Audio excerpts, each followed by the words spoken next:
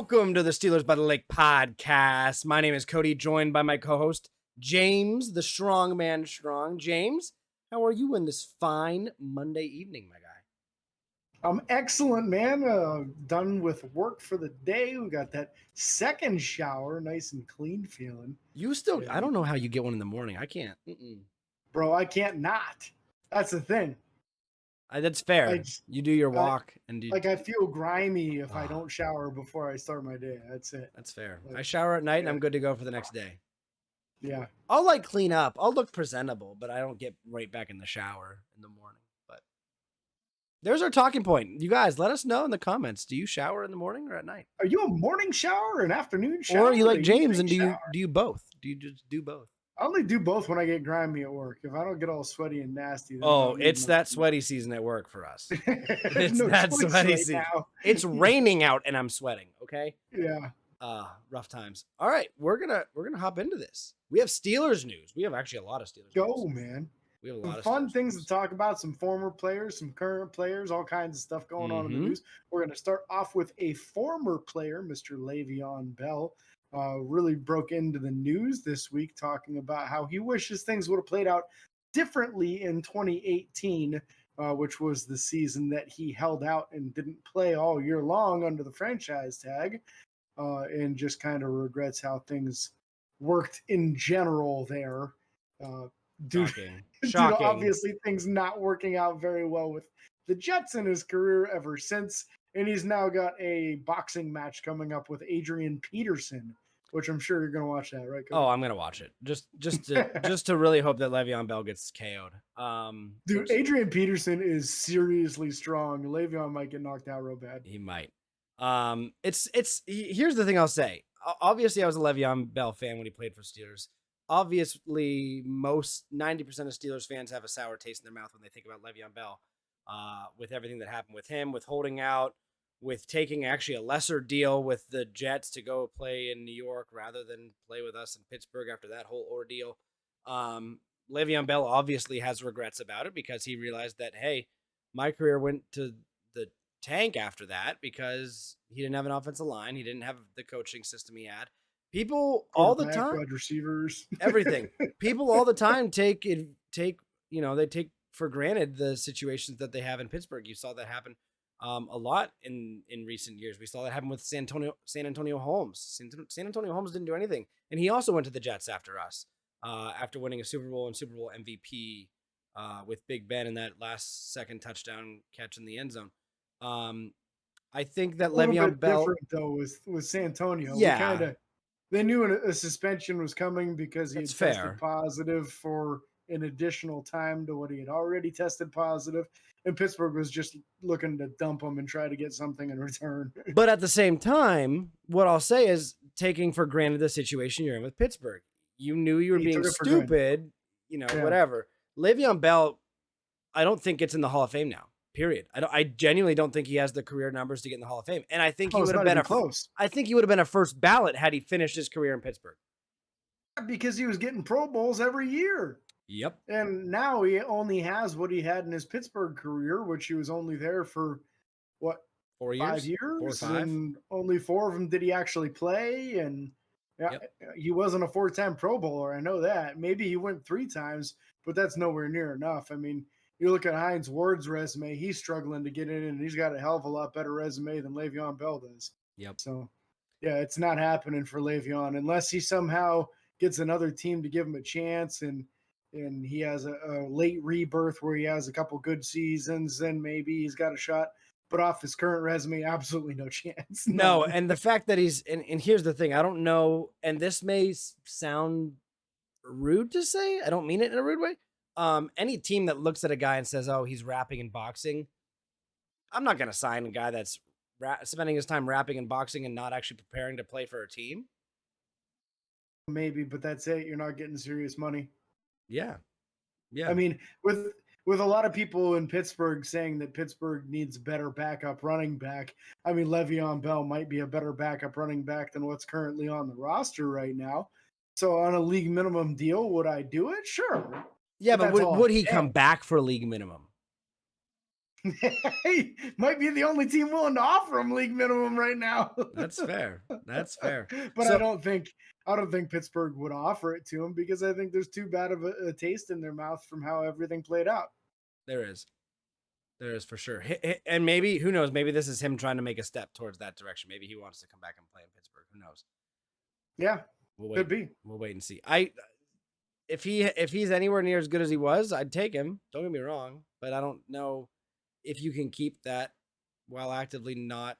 And I don't know what he does with his free time when he's not rapping and preparing for boxing, but I assume he's not in the gym 24/7 outside of that. You know what I mean? He's got a life. Yeah, He's I got a mean, social life. if you're preparing for a boxing match, you should be Somewhat doing in a shape. lot of working out. You should It's a be it's doing a a lot of different conditioning. kind of shape though. Completely. Yeah. Yeah. A little bit. But let's go ahead and move on. Talk about the offensive line real quick. Chukwuemeka wound up buying his parents a house and thanked them in a public post on social media, which is just a cool thing. It's not crazy big Steelers news or player news or anything like that, but kind of stories like that are, it's the stuff that you grow up wishing you could do. I know for a fact James and I both would love to buy our parents a house, but we can't. We're gonna have to get a little bit more successful with this podcast to A make little that sort bit. of thing happen. A Little little bit. bit. Uh, but really cool. The post was very nice and heartfelt, talking about how they sacrificed everything growing up and never once complained. And now, Chooks said that he really felt honored to be able to do this for them. And I think that's pretty awesome. It's pretty special. Shows to the quality of character for him to just finally get that big payday. Let's be honest, he was a third round pick. Yeah. So he wasn't really making enough money to be buying fancy, expensive houses for his parents previously. He could have bought him a decent house, but nothing like what he just bought him. Now he's got No. $30 million coming his way. And the first thing he thinks to do is pay his parents back. That's pretty awesome. That's a high character individual right there. And it makes you cheer for him a little bit more in my book. Yep. Got to play the lottery, James. I'm going to win it. I'm going to win. I'll buy you a second house for all your dogs. Do it. You're going to need one. I know. Crap's getting out of control around here, literally. So James has a buddy of the podcast that lives in Pittsburgh area, correct? He lives in Pittsburgh? Yeah. Scott Ruffner, he's down there in the area. And he texted me this afternoon, said, "Hey man, the bottles are coming down." It's happening. So the Heinz signage, the Heinz ketchup bottles, everything at the stadium have been removed today, this afternoon, which does mean that it's probably a bad sign for whatever partnership Heinz was hoping to continue. If it is going to be any kind of partnership, it's going to be a small one. It's not going to incorporate the bottles. Yeah, they were talking about trying to keep that up. Mr. Rooney was saying that he was open to the idea of keeping those up, but it sounds to me like maybe Heinz just didn't want to pony up much at all. Well, and for all we know, it may not have been Heinz. It may have been the new stadium name. People, it could be, yeah. Acrisure. Yeah, maybe Acrisure said we don't want their name up there. We don't want people being thinking about Heinz at all because there's already enough negative backlash on on Twitter, and there's people with signing petitions. Yeah, with petitions. Apparently, there's one with 7,000 signatures already out there. Yep. So people are still up in arms about this, which hey, you're allowed to be. You're allowed to be, right? That's what makes us fans. It's short for fanatics. Oh, absolutely. So sad day for Heinz Field. # not my stadium name. Anyways, in other sad news, day in the Switzer household too. It is also a sad day in the Switzer household. Ryan Switzer, previous wide receiver, punt return, kick return, semi-specialist of the Pittsburgh Steelers, announced his retirement from the NFL today. So there is that. Ryan Switzer was a guy that Pittsburgh brought in to try and spice up the return game. Unfortunately, minus maybe 1 or 2 returns, didn't get spiced up at all. If anything, got more stressful, and just didn't turn anything around. Didn't shake anything up. Didn't have massive field momentum changing returns. Nothing like that. So You'd say it was kind of as bland as white people's food sometimes, you know? Yeah, yeah. Hamburger, hot dog at the family get together. That's about it. That's No about it. seasoning at all, just straight out of the package, right on the grill. Frozen Like, package, just like stop, straight. man. Yeah, Yeah. just You got to right on that. season that up. Now I'm hungry. Listen Now I to want your to grill. friends. Now I want to grill. Do it. All right, you guys, You, keep an you eye on. won't. I will not today. Keep an eye out for this. I just came up with this in my head right now, and I'm going to share it with James, and it's going to happen. I'm just Yeah. making it happen. Next year, because I'm not going to say this year, I want to have time to plan. Next year, James and I will be making our way to Pittsburgh Steelers Stadium for a game. I mean, we're Pittsburgh Steelers Stadium. That's what I'm going to start calling it. Act for sure. No, we're not doing that. We're going to make it to Pittsburgh for a game. I mean, we're going to probably go this year too, but I want to plan it ahead of time. We're going to go sometime next year. We'll plan it ahead, and we are going to have a Steelers by the Lake tailgate party. That's it, man. So hopefully all of you guys listening, all of you girls listening, all of you people from Germany, from everywhere. Canada? Yep, everywhere. Spain, Israel. We want you guys to come to the Steelers game that we're going to go to next year. So not this upcoming season, but the following season. I'm going to start planning it now. Let me know, DM me on the socials, anything that you want to be included, and I will make it happen. Moving on. Yeah, man. Whatever. We'll put plenty of seasoning on the burgers. Oh, I'm gonna season those burgers. We will cook for you. Don't worry. Yeah.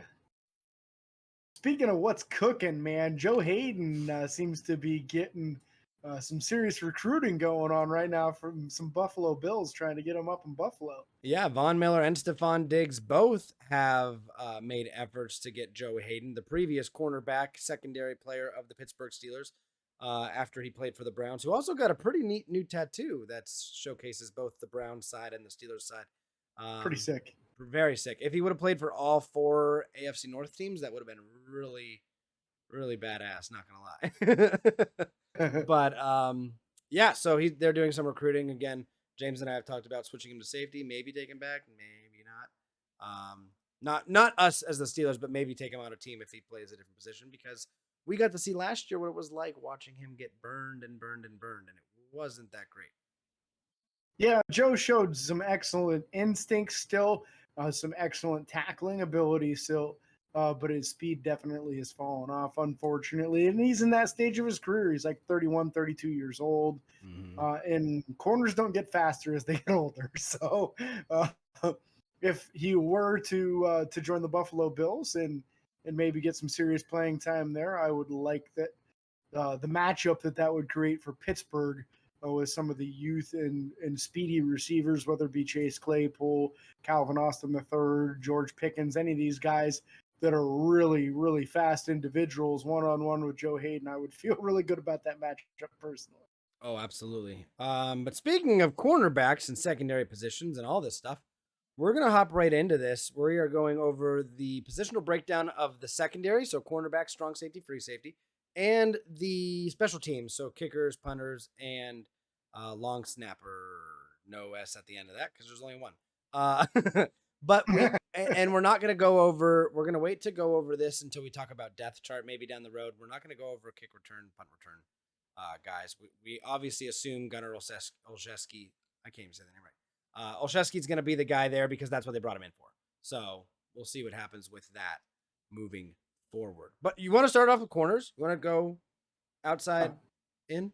Yeah, we can go corners first and then come back to the safeties. There are a couple of guys that are kind of crossovers that are like nickel / safeties. Yep. So we'll talk about them. Some might be lumped in with safeties, some might be lumped in with corners. But I think where you should start if you're starting at the corner position is with Ahkello Witherspoon. I believe that Ahkello is the highest ceiling of all of them. The biggest athleticism. He's the tallest, probably the longest arms as well. At 6'2", he's the fastest guy. He's the 4.45 40 guy. If anyone's gonna cover Jamar Chase and Adams and those kind of guys when you're going up against those elite wide receivers, it's Ahkello Witherspoon that we're probably gonna sick on him. So I feel good about him as a number one corner, but he is 27 years old already, and honestly, if he was like an elite corner, they would have paid him a lot more than $4 million a year. So That's a question mark, but I do believe he is the number one on the roster right now. Yeah, I agree with you. I think Akilla Witherspoon is a hidden gem on the team. We saw what he could do last year with limited playing time. Imagine him having more time to learn the playbook. Imagine him more time to develop chemistry with the secondary as well, with safeties over top, figure out what they like to do, what they don't like to do. A lot of the times, I think I personally believe that the secondary is the most um, not underrated. I'm trying to think of how to word this correctly. I think that the secondary is can have the biggest impact when players are gelling together. When the chemistry is there, coverage, interceptions, all the things you can see increase when a secondary is gelling together. And I feel like you saw that a lot of the '70s team. I remember seeing interviews with Mel Blunt, and who was the safety? Was it Woodson? No, Donnie Shell. Donnie Shell. That's who it was. I don't know why I said Mhm. Woodson. Um, but seeing those guys talk, and you could just when they talk together, when they talk about the secondary as a whole, the chemistry was there. So look for Akilla Witherspoon to have a potentially pop off year as the new official number one cornerback for the Pittsburgh Steelers. Second guy, Cam Sutton, is the guy you would assume he's been on the team the longest after, actually the longest out of everybody looking at this Yep. list. Again, another 27-year-old guy, one of the smaller guys at only 5'11", 188 pounds. But Cam Sutton is the guy that you can potentially see bumped into the nickel position. He can play the number two. He can really do it all. I expect him to play more number two. I don't know about you, James, but Cam Well, Sutton has been there a while, and we know what we got with him. a lot of people saying expect him to play in the slot, but that doesn't, to me, mean that he won't be the number two, because it could be that he's the number two opposite Akilla Witherspoon, and then when you bring a third guy in for your nickel defense, you just slide him inside and play him in the slot. Yeah. If that's where he's best, that's what you do. So Cam Sutton might be one of the smartest defensive backs on the team, maybe even one of the best players with his intelligence and IQ. Just wish he had a little bit more athleticism to go with it, because unfortunately he got exposed a few times last year against those elite guys, whether it be like Tyreek Hill or Jamar Chase. Those guys really gave him issues last year with their high end athleticism and speed. Yeah. As far as guys gelling on the team and having chemistry, Levi Wallace, I think it's an important thing to say about him that he did play college ball with Micah Fitzpatrick. So there is some old chemistry going on there, even though he's new to the secondary. His communication with Minka will be just kind of like riding a bike, getting right back on it, and really kind of going with the flow right away out of the gate. So it's going to be neat to see how he kind of fits into things. He was the number two corner at Buffalo, where they had an elite corner on the opposite side, and Trey White. So for a few years there, he was the guy filling in on the opposite side. He's also 27 years old. So the top three corners on the team, you kind of take your pick on what order you think they're going to be, but those are the top three, and they're all 27. So it's going to be interesting to see how this plays out, because I have a feeling that whoever the starting corners are going to be in 2024, I think there's a decent chance that neither one of them's on the roster right now. It's a little bit of a concern of mine, but we're going to continue on the list. Just realistically, with both of them being all three of those guys 27, I don't know if they're going to be the answer in a couple of years. Yeah, we'll definitely wait and see. Again, cornerback position, you can typically expect to drop off at the high 20s, right around 30, that they'd start losing speed, agility, stuff like that. The next two guys I'm going to go over together a little bit, Trey Norwood, Justin Lane. Both are previous draft picks for Pittsburgh. Justin Lane being drafted 4 years ago, and then Trey Norwood being drafted 2 years ago. Trey Norwood came in and did a lot of kind of flexibility, like flexible playing. He'd play a little bit at safety, a little bit at the nickel, and has that capability. We saw little bits and pieces, little sparks of him in preseason last year and a little bit in the regular season. Expect to see him get big playing time in preseason to see if he solidifies his number 4 spot, because I don't see him jumping up in front of those top 3 guys. At this point, I don't. So there's potential there for Trey Norwood. And again, Justin Lane, I feel like we haven't seen the best of him, but I also just don't know what more there is. He does a fairly good job on special teams when he's a gunner. Him and James Pierre both, but haven't seen enough of him on the secondary in the secondary to warrant a contract extension, in my opinion. Yeah, I agree with you on that. Justin Lane, this is the last year of his rookie deal. I don't anticipate Pittsburgh bringing him back afterwards because right now his best value is as a gunner on special teams, where he's actually pretty good as a gunner. But when you spend a third round pick on a corner, you do kind of expect them to turn into a starting corner. And when you're talking about your roster and you're putting them in that fourth or fifth best corner position after 4 years in the league, then you can only look at it as a failure for him to see his full potential. Now, on the opposite side, Trey Norwood, I'm actually a little bit optimistic. Last year, I felt like when he got opportunities in the slot, we saw a number of pass breakups and some really good coverage out of the slot. So I think Trey Norwood could be a real gem here as a slot corner in the future, and he's got we're not used to in that position. Mike Hilton was only 5'9". You got Cam Sutton at 5'11". Norwood's a bigger guy than these guys at 6'1", 194. And his only weakness, I really thought last year, high-end speed, which isn't going to change, and his taking angles when he was playing free safety. Wasn't really much of an issue when he was playing corner. His angles were pretty sound, but when he was playing free safety, he took some bad angles sometimes, which allowed people to get past him, and that's something he's got to clean up this year because he's probably going to see some time at safety as well. But I feel like he's in the role that Cam Sutton was early in his career, where he's that number 4 corner. He can fill in as a safety. He knows where he's supposed to be no matter where you put him. And hopefully he can develop and turn the corner, maybe even be a really good slot corner for us in the future. Yeah. Next guy on the list, Arthur Mollett, would have been the starting slot corner for us last year. Yep. And now we're looking at it, and he might be kind of on the outside looking in. His biggest role is as a slot corner, but he's best against the run, not as good in pass coverage as we saw last year. And he's also 29 years old, 6 years in the league already. So you don't expect someone like that to get better as far as their coverage abilities at this stage. If anything, he's probably going to start slowing down. I think he's probably going to struggle to make the roster this year. Yeah, he also got injured last year during training camp, if I'm not mistaken, and we got to see him at Heinz Field. We saw him at Heinz Field last year, where he was not able to do any stuff for training camp. When we were there last year, I remember seeing him on the sideline, asking him when he was going to get. We yelled at him, "When are you going to get better?" He's like, "Soon." But unfortunately, that really didn't happen for Arthur Mollett last year. I think him, James Pierre, and Lyndon Stevens are 3 guys all fighting basically for the same spot. It's not often you're going to see them keep more than 6 guys on the team at that cornerback room. And so I think those 3 guys are all looking at that 6th spot and saying who's going to take it home. So James Pierre, Lyndon Stevens, and Arthur Mollett, watch for them to get playing time in preseason because the one who performs the best should make the team. And I have a feeling it's not going to be Mollett. I think especially at 29 years old, the guys are just below him or younger, James Pierre and Lance Stevens.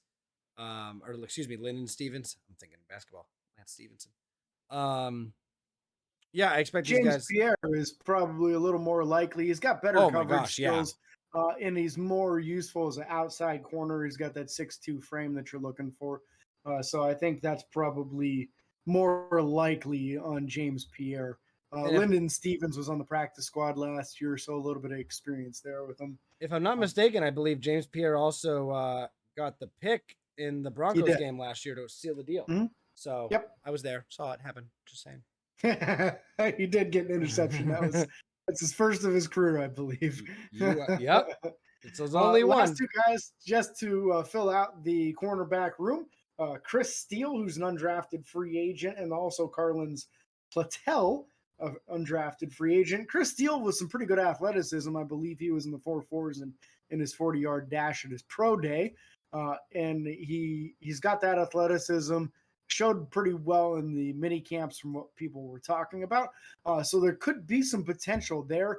I would hope of these guys on the back end of the roster that a guy like Chris Steele at only 21 years old, 6'1", 190 pounds, That's the kind of guy that you want to try to stash on the practice squad, especially with knowing some guys like, say, Cameron Sutton going to the last year of his rookie deal, Justin Lane going the last year of his rookie deal.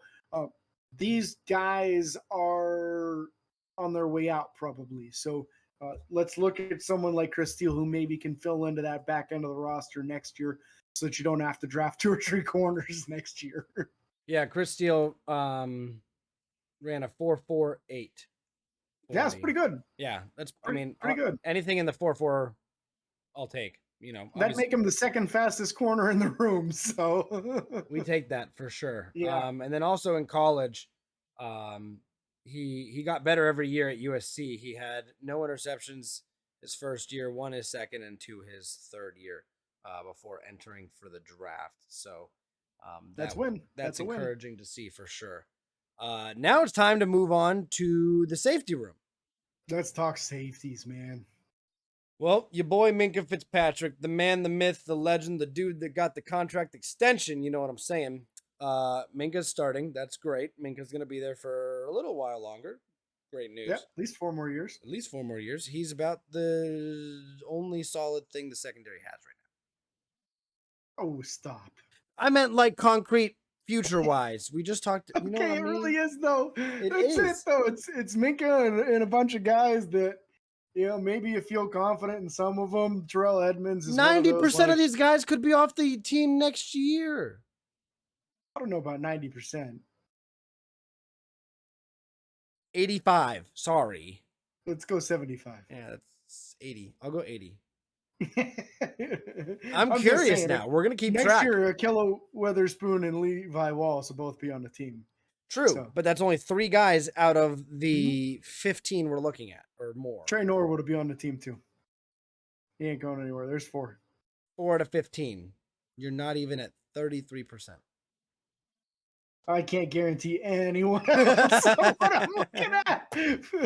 I'm just saying 4 out of like 20. It's all right. We're 75, 80% turnover.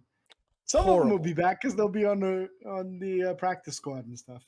But Terrell Edmonds kind of a fill-in spot. You know, he got a little bit better last year versus previous years. Got more reliable as a tackler. But he's still nowhere near what you wanted from a first-round pick. Nope. First-round pick, you want this to be somebody that you're extending on a 3 or 4 year extension after their rookie deal. Nobody wanted that after Terrell Edmonds' rookie deal ran out. He got a 1-year qualifying contract. I want to say it was like a $2.75 million or something. There's an exemption kind of thing where you can offer a contract like that, and then like 1.25 of it doesn't count against your cap, or 1.5 or something. They use that loophole on this contract. So it's almost like they're paying him a minimum contract, even though he's making almost $3 million. So it's a win for both guys. It's a win for the for the Steelers. It's a win for Terrell Edmonds. At least, you know, the chemistry is already there with Minkah Fitzpatrick. So that's nice. It buys a 1-year bridge. But is the guy that's going to start opposite Minkah on the team right now next year? Probably not. Nope. Miles Killebrew, the safety behind him, blocked 2 punts last year, which is tremendous. But as a backup safety, leaves a lot to be desired, unfortunately. DeMonte Casey has some good experience from some other teams.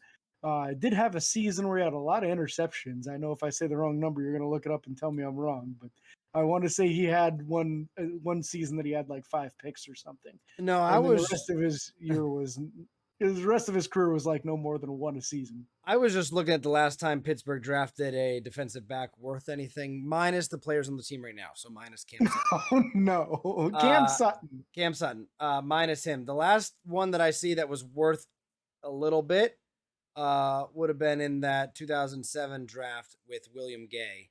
And even that was what? No, there's one in between there. No, there's not. One, though. No, there's not. He went to the Saints. He started for 2 years before. It was the same draft class as Cortez Allen. Curtis Brown? No, I'm sorry. It was a different class then. Yeah, I was gonna say because Cortez Allen was better than him. Keenan Lewis. Keenan Lewis gave us a good couple of years before going to the Saints. Man. He was like a third round pick, though, I think. Yeah. Was he was more recent than 07, right? What was his name? Keenan Lewis. Keenan Lewis. Yeah, he was That 09. 09. 09. Third Yeah, round, he third was a round third pick. rounder, right? Yeah. Yeah. He was a good safety corner. I want to say he started for like 2 years. But I'm And talking really about a started coming good to his guy. own. Like I'm talking about like Brian. To me, Brian McFadden wasn't phenomenal. No, he was an okay number 2. Ricardo, whatever the heck. Coakley. Yeah, Let me no. say the last name on that one. The last one, the last Let's guy you're talk about looking at. Senquez The last Golson. guy you're no, don't even get me started on Golson. Yeah. The last secondary guy you're looking at and it's two guys. It's a safety and a cornerback, and they're both in the 03 draft class. It's Troy Polamalu and Ike Taylor. You hit they on were both the same draft class? yeah, and they hit on both. Oh wow, yeah. But after Yeah, it's a that, bad track record. it's That's why they started doing bad. what they did. That's why they started a few years back. Joe Hayden became available and they signed him. They said, we're struggling. Every time we draft a corner, it doesn't pan out. So let's sign one in free agency that we know is already good. 2000, when we Minka got became Poteet. available, Hank Poteet. Hank Poteet, baby. Hank, yeah. He was a small school kid, wasn't he? Poteet? Yeah, I want to say he went to a real Pittsburgh. small school. Was it Pittsburgh? Yeah. Okay. Yeah. But yeah, anyways, I'm just making a point. All these players on our team that aren't going to be on the team next year, it's not 100% likely we're going to draft anyone better than them. So that's promising. Yep. But you know what? There's new front office movements. There's new things happening. You never know. Next year might be the year we hit on the draft class for wide receiver, for secondary players. So 2 more safeties I want to go over real quick. Carl Joseph, former really high draft pick, but he's 28 years old now. And then Donovan Steiner, who was on the practice squad last year, played pretty well in the preseason last year. So he might actually make the room a little bit more interesting. He's got good size and decent athleticism. Could possibly push KZ or Killebrew for that third or fourth safety position. So it would be interesting to see. And it's kind of interesting also in my book because KZ is kind of a slot nickel / free safety guy. Mm-hmm. Same with Trey Norwood. Does that allow them to keep one less guy in the defensive backfield, or does that push them in the direction of keeping someone like Steiner, who might have a little bit more of a high-end coverage capability as a safety than someone like Miles Killebrew? Where I feel like when you keep Miles Killebrew, it's almost strictly for special teams. True. I'll agree with that. I don't have anything more to say about the safeties. They're not going to be here next year, so it doesn't matter. Talk about some high-quality players on special teams. Kicker, you got Chris Boswell. Boz for president, if you know what I'm saying. If you don't know, you better know. Yeah, go back and listen to some of our old episodes because for years now we've been saying Boz for president. It doesn't mean that we hate one political party or the other. It has nothing to do with our political views. It just means Boswell's the president. Boz. Yeah, Boz is the man. We love him. He should be president. He's a national treasure. You should just give him his own secret security service. Yeah, if you don't love Chris Boswell, you got problems, man. Unless you're like a Ravens fan, then you probably hate Chris Boswell. But yeah, because obviously he's pushing their guy for best kicker in the league. So yes, sir. There's another kicker on the team, Nick Skiba. Nick Skiba, good old Nick. I know you know all about Nick. Neither do I. No one does, and he's not going to make the team unless something happens to Boz. Knock on wood. Don't worry, I did it. Moving on to the long snapper position, there's only one, Christian Kuntz. He started last year. The only other person on the team that we're sure can even snap a ball is TJ Watt. And they're not going to his primary position. Not going to put him there. Nope. This is ambulance emergency situation only. I mean, maybe they bring somebody in to compete with him at some point, but the fact that there's not somebody else already there might speak something. But there's also only 89 guys on the roster, so maybe they bring in another long snapper and just use that as the move. You heard it here first if that happens, by the way. There punters. Cody, you want to talk to these punters? Punter, Presley Harvin III, PH3, had an on and off year last year, but with the passing of a family member, a relative, and just an emotional year for him. 2 of them. Yeah, you're right. Oh, my gosh. Yeah. It was like 2 in a week. That was awful. Yeah. You expect a rebound to happen naturally. He was not there mentally. I expect him to have the support of, obviously, his friends, his family, and the team. behind him, and he had the support last year. He's very grateful and thankful for what Pittsburgh did for him, and just not pressure. Like, Pittsburgh's a class act. That's just the way it is. So PH3, and then you also have Cameron Nizialak. That may not be pronounced correctly, but we don't care because he's not going to make the team.